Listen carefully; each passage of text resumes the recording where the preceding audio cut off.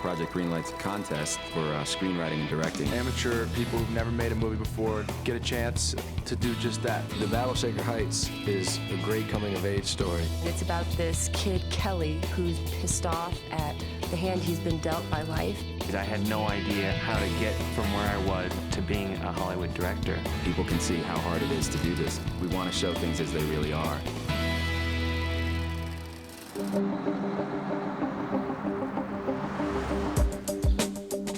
Everyone feels pretty good about the final cut of Shaker Heights. I think now the real question is, will Miramax get behind it in the way they release it and the way they market it? That's so strange.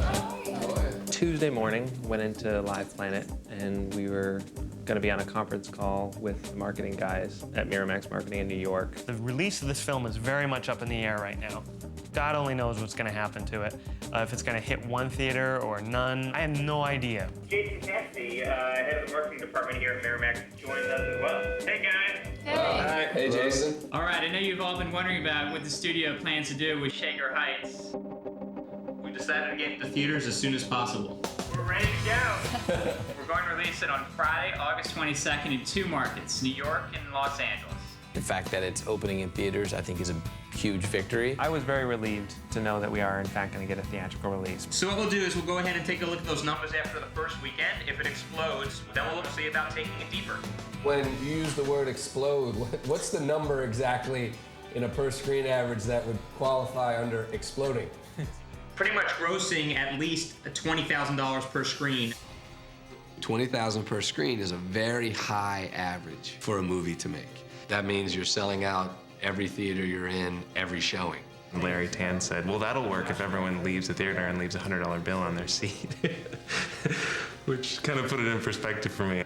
What sort of marketing support is going to be out there besides the television show? Is it just going to be newspaper ads? Yeah, it'll be trailer, poster, newspaper ads.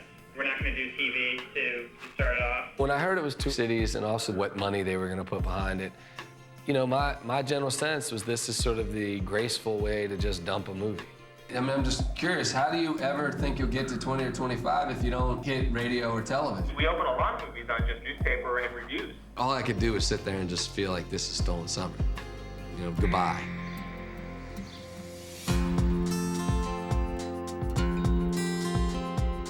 I thought it deserved a much bigger release, and I've not seen this kind of small release work except very, very, very rarely.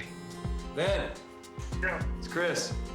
You know, that's when you really are psyched you have a partner like Ben. You can call up and you can just say, listen, man, we got to get to Harvey. Why don't they give us the first screen number he has to do to get an expansion? They did. Yeah, it's 20,000. They said 20,000. Was that all? Yeah, I mean, that's the problem. It's just a little bit, and they suggest that if we feel that it deserves this kind of theatrical release, we should make an attempt to go after Harvey because he's the guy who's most been fighting it. He probably hasn't seen it. They're trying to get him to see it, but saw the test scores and just made his decision then.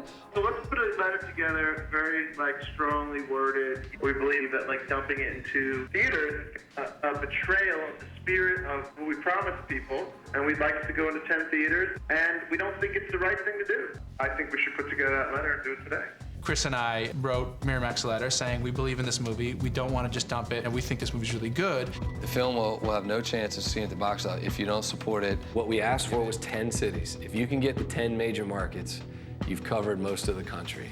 And that's at least a good way to see if people who are watching the show, if people who are into Shia LaBeouf are going to go see the movie. Do not base this on test scores. The battles are being fought about the release of the film. It's going to have a huge effect on just how this film lands. You know, I relayed all the sort of specifics to Ben, and, you know, he feels that it's sort of a cop-out. I'm in the process right now of typing a letter that Ben and I are going to send to Harvey, asking him to reconsider. Do you think this letter will have the desired effect and actually change Harvey's mind? No, I don't. But in my experience with Harvey, he makes his decisions and he's pretty steadfast in his decisions. I really thought we had no shot. While we were waiting on Harvey's decision, we had this short window of time where we could really try and make the movie better and funnier through the sound mix, through the music, and through the ADR. Do you guys watch the shows? No, we haven't seen them yet. We didn't get scared. When Shia came to ADR, that was the first time that we'd seen him since Final Picture Lock or since the series started running. Yeah, we are the fall guys. No, They're that's gonna cool. make us That's look cool. like idiots. You guys do look like idiots. Yeah, I know. No, you guys haven't watched it? No. I talked to my mom this morning. She's like, "Oh, it's not that bad. No, it's you pretty just bad. start talking at meetings." I'm like, Mom. Mom. ADR is an opportunity to re-record the talent's voices. What line? At least I wasn't restocking rump roast. Yeah. Hey, look on the bright side. At least I wasn't restocking rump roast. Did you guys come up with that brilliance? Sometimes there's something missing that you'd like the actor to say while you're cutting to some other person that he's talking to. Hey, look on the bright side. At least I wasn't restocking rump roast. Good? Yeah. Those last two felt good to me. Yes, yes, yes. I was a little worried about breaking the news to Shia that his crying scene was not going to be a part of the final product. Your crying scene is not in, so. They cut that because it was too... Ephraim and I really wanted it in, and it was in there until the very last minute. But just tonally, it It's just... too dramatic. When I read the script, I wanted to do this movie because it was my life, and that shit in the hospital really happened to me, and I wanted to see that on film. Kelly's very close to me, man. Everything with the parents, everything that's going on with the parents, I lived. Well, what we found was when Abe, like, throws you against the garage, they're like, I don't know, people just didn't really want to watch They it. cut that too? Yeah. Listen to me, little shit. You push, and I let you. It's gone. So all that shit's gone? Kind of. There's some major scenes between you and William that are not there. Ah. Ephraim left to go to Toronto with Richard, and they're doing pre-dubs, which is basically a pre-mixing before the major mixing. And while he's up there, I've been dealing with music. Colin Ephraim used a temporary song while they were editing that was perfect for the final shot. Fortunately, it's Peter Gabriel and Afro Celt, and we don't really have Peter Gabriel money in the budget. Is this Peter Gabriel? Yeah, it's Peter Gabriel. Yeah, I was about to say, that's a couple of grand. We can't afford this Afro Celt song. So, you know, I'm trying to do anything I can, you know, outside of paying money to get them to let us use the song.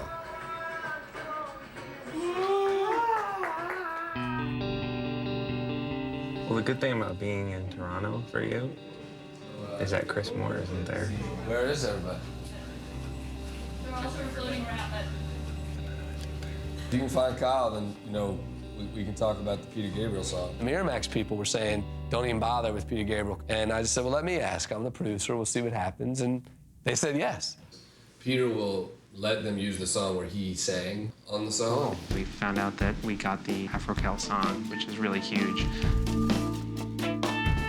For the final sound mix, Kyle and I joined Ephraim in Toronto. This is really the last creative stage of finishing the film, so it's exciting to see everything come together. We had the opportunity to just really nitpick dialogue, the Foley, the sound effects, the background noises, the music. Everything had to be mixed together. Flare at the end of the bowling house. That's actually the song. That's part of the song. It's very weird. It's like stuff, man.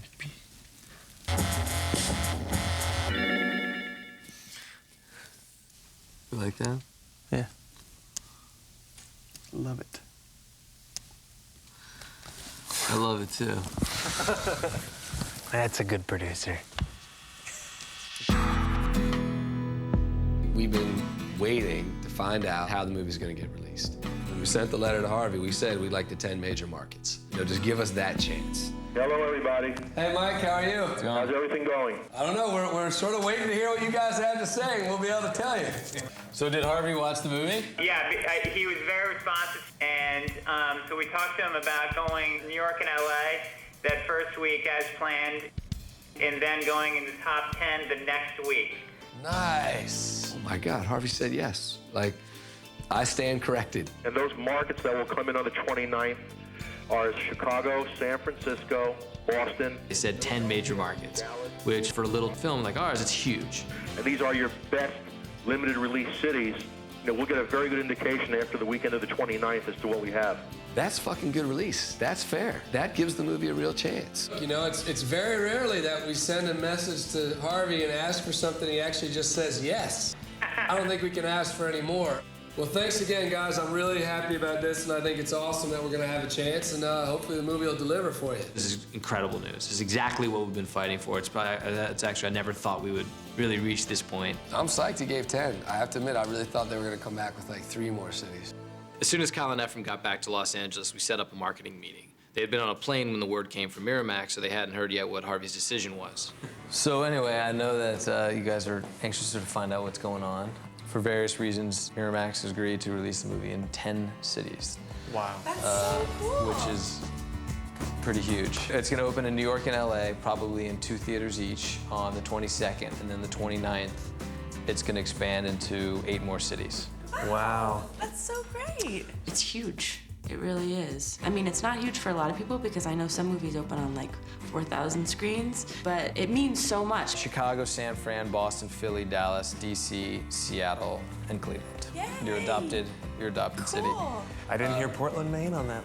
Portland, I think, is 11. It's really validating that Harvey looked at the film and felt good enough about it to decide to give the film a wider release. I feel like they're gonna seal the door and then water's gonna start coming in and it's just gonna go like that. Exactly. I knew this was too good to be true. I'm still a little overwhelmed by the whole thing. I feel like this is slowly dawning on me what this means.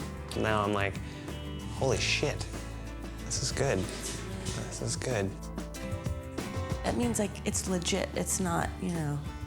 I mean, and it might tank legit, but it's not like, yeah, that little fake thing anymore. What's up, guys? Mr. Moore. Oh, God. You guys recognize me? I recognize you. Of course you do, Kurt. So here are the posters. Oh, they're great. The poster came in, and it looks sort of irreverent. And I think it's pretty cool. I think it will get your attention. How you doing? Good. We're deciding here which one we like the best. What do you guys think?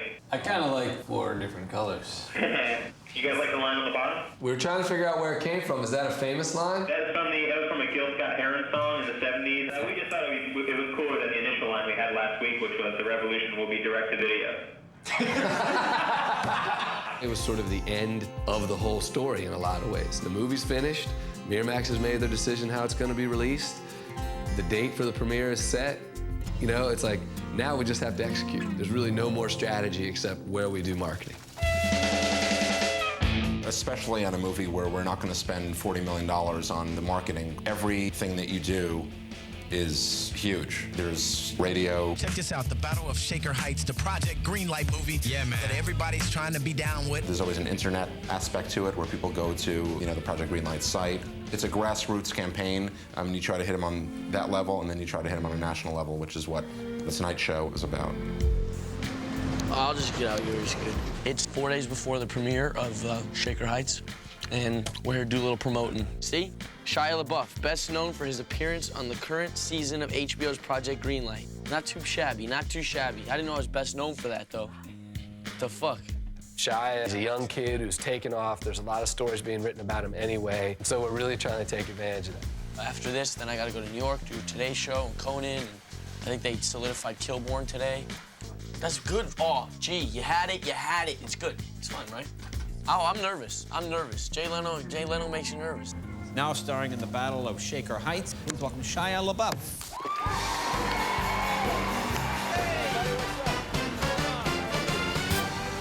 Hi. Now tell us about this film. This is one of these Project Greenlight. This is Ben Affleck's. Does everybody know what Project Greenlight is? Nobody knows?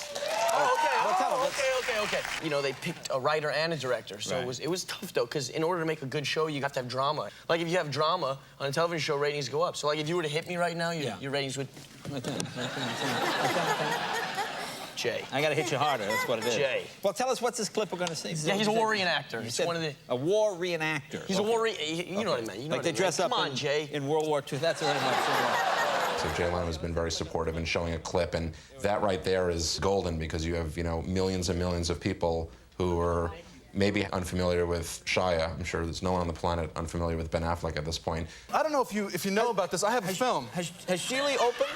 Yeah, it has opened. Okay. Funnily enough. It's out.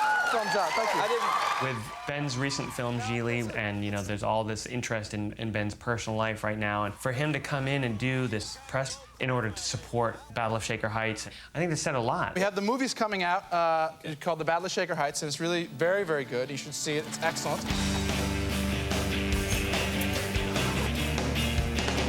We are at the Four Seasons. We're getting ready to do the press junket for Battle of Shaker Heights, which premieres tonight. A junket is a full day of press. You do television and radio and print.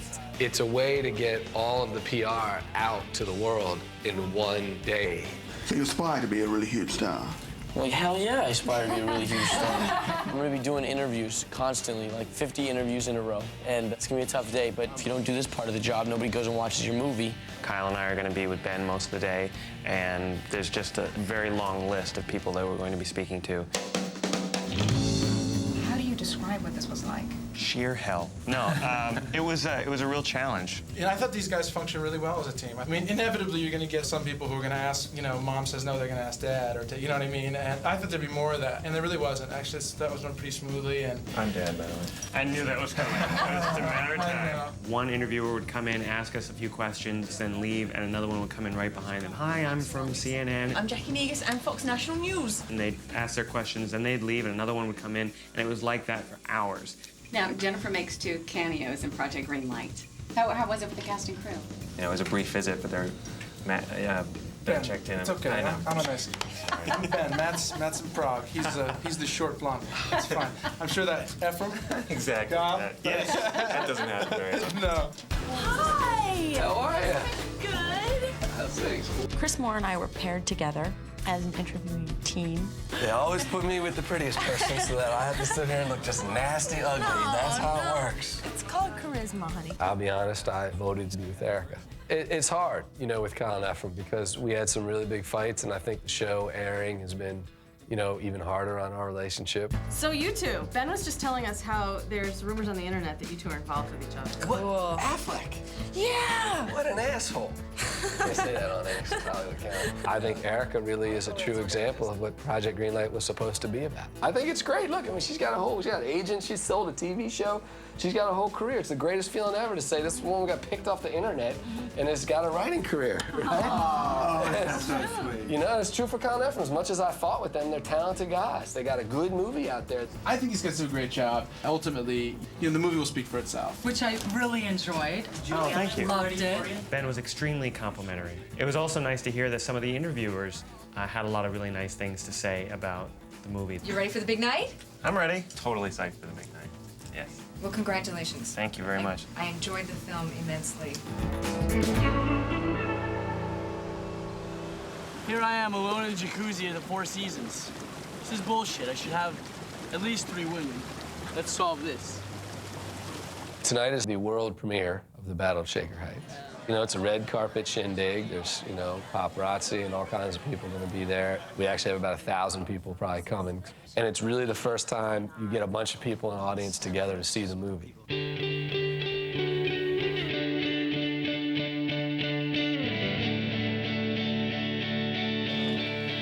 I mean, tonight is the literal moment when the dream comes true. And when I said, to myself, I would die happy basically if I wrote a movie that got produced. I could sit in a theater and watch it with people, and that's gonna happen tonight. Hey, Ma, I stole a bunch of liquor from Kyle and Ephraim's room? You stole a bunch of liquor? Yeah. Tonight will be very fun because, friends and family are there kind of cheering us on. I don't think the reality of it has hit me even yet. I think it'll probably hit me once the movie starts. I'm just like, oh, right. This is what I've been doing for the last 6 months. Somebody's gonna be a big movie star, and I don't know who it is.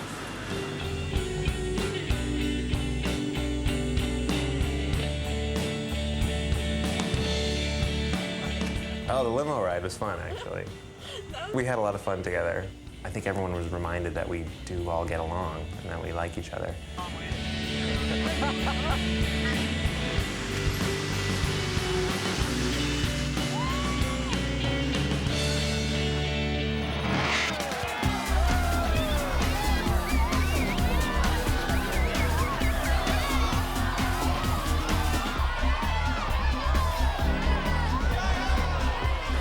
So what do we do? We just walk around?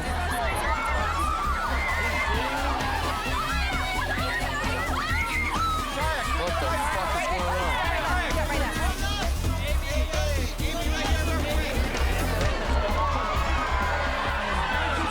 They're framing me out right now. That's right. Good meeting you, baby. This is the worst nightmare of my life.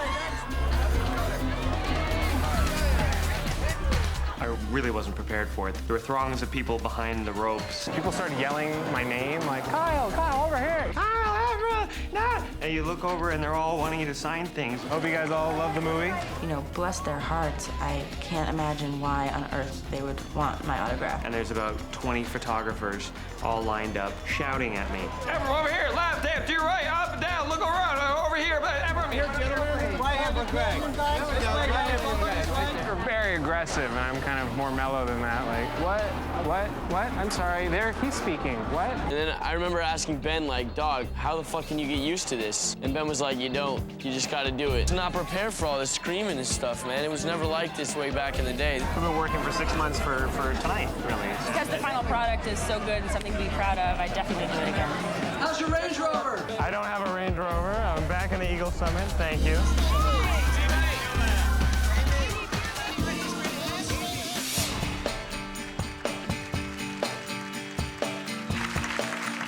All right, well, thank you guys for coming out. Our reason for having such a big screening is that we're hoping all of you will tell at least 10 friends that you like the movie and get them to go out and see it.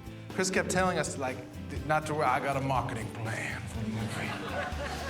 I got an idea. I'm gonna unveil it on you at the premiere. Turns out it's just everybody here tell 5 people to go see the movie. I really am proud of how we were able to, I believe, accurately show how hard it is to make a good movie. Because, you know, if it were easy and everybody knew how to do it, you know, my career would be different. Definitely just like to agree and emphasize all of the thanks to everyone who was involved. And also, I would like to extend that thanks to our amazing cast and crew who really brought the screenplay that,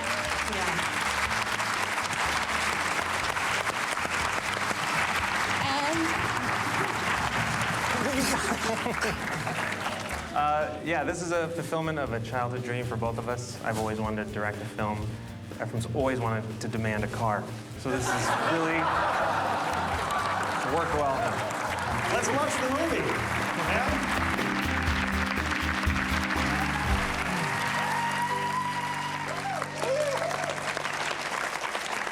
I really had no idea what the response was going to be.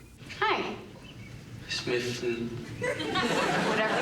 And pretty soon I realized that there was laughter. That was exciting to hear. The origin of nesting dolls is shrouded in mystery. Some say the oldest. It feels great to sit there and know that this thing that you've created in a dark room, people are now getting enjoyment from it. Yeah, this is what it's all about. I'm gonna be a beautiful butterfly, right? But first, I have to be a pupa. And pupas don't really go out that much, so I don't think I'm gonna be going out that much. Everybody's blown away by Shia. You know, you watch him and he is amazing. This has really showcased his talent in a great way. That's really meaningful for me because without knowing it, I wrote the part for him. I think the movie couldn't have played better tonight. I hope it translates into, like, strangers, you know, not my mom, going to a theater and loving it. This movie, It's hit or miss. It would also fucking play. Yeah. It fucking played really well, actually. It's not the movie I signed on for. It's better than the movie I think I signed on for. It's a real pleasure, and I think you should be very proud of it. I thought it played great. I had a great time sitting in the audience watching it. I'm proud of the movie.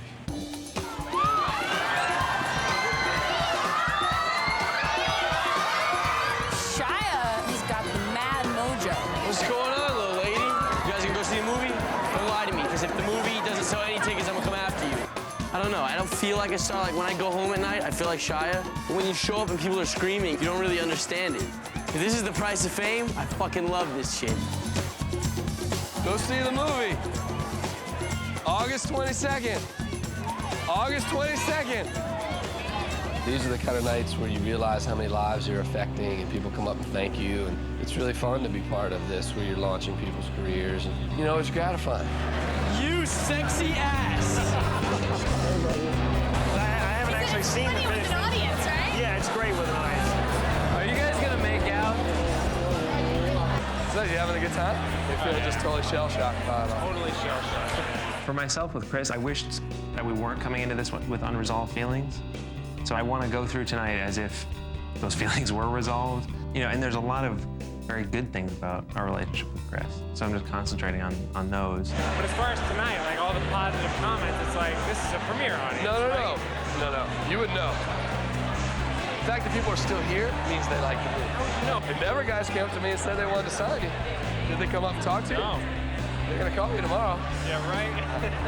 When Chris Moore's like, Last Age is gonna be calling you, I'm like, do you want to take down my number? I mean, how are they gonna get my number? I'm very worried that we're not gonna work again.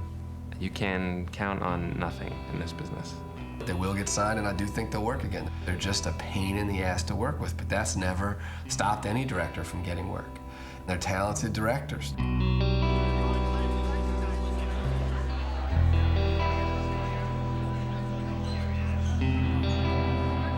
Erica? Are